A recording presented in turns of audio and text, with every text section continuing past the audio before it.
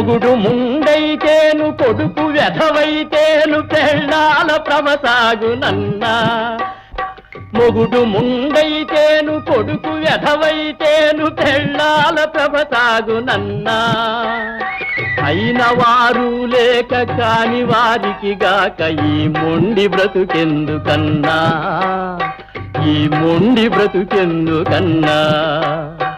ఎవరు చేసిన కర్మ వారనుభవించక ఎప్పుడైనా తప్పదన్నా, అనుభవించుట తథ్యమన్నా.